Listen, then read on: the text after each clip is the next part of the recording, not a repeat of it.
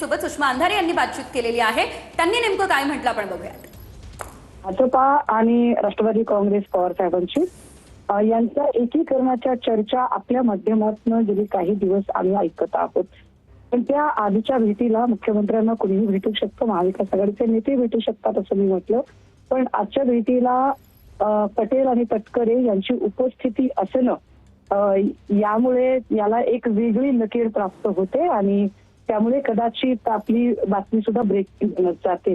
पण मुळात आता ही भेट नेमकी कशासाठी आहे याचं कारण जोपर्यंत महाविकास आघाडीचे नेते असणारे जयंत पाटील साहेब स्वतः बाहेर येऊन सांगत नाहीत त्याच्या आधी ही घाईघाईने काहीही व्यक्त होणं हे माझ्या महाविकास आघाडीच्या नेत्यावर अविश्वास दाखवल्यासारखं असेल।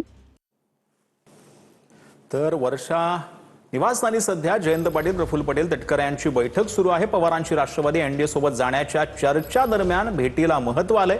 जयंत पाटील हे सध्या मुख्यमंत्री फडणवीसांच्या भेटीसाठी वर्षा या निवासस्थानी दाखल झालेले आहेत। शरद पवारांच्या राष्ट्रवादीतील आमदारांचा एक गट जो आहे तो एनडीए सोबत जाण्यासाठी उत्सुक आहे, अशा चर्चा देखील झालेल्या आहेत। या संदर्भात काही वेळापूर्वी आपल्या सोबत भाजपचे नेते प्रवीण दरेकर यांनी संवाद साधलेला होता। त्यांनी नक्की काय म्हटलंय पाहूया। अनेक दिवस अशा प्रकारची चर्चा सुरू आहे आणि जर आता जयंत पाटील, पवार साहेब हे त्या ठिकाणी वर्षावर मुख्यमंत्र्यांना भेटत असतील तर त्या ठिकाणी आणि त्यातच पुन्हा प्रफुल्ल पटेल आणि तटकरे असतील तर नक्कीच काहीतरी राजकीय चर्चा किंवा घडामोडी असू शकतात असा माझा अंदाज आहे।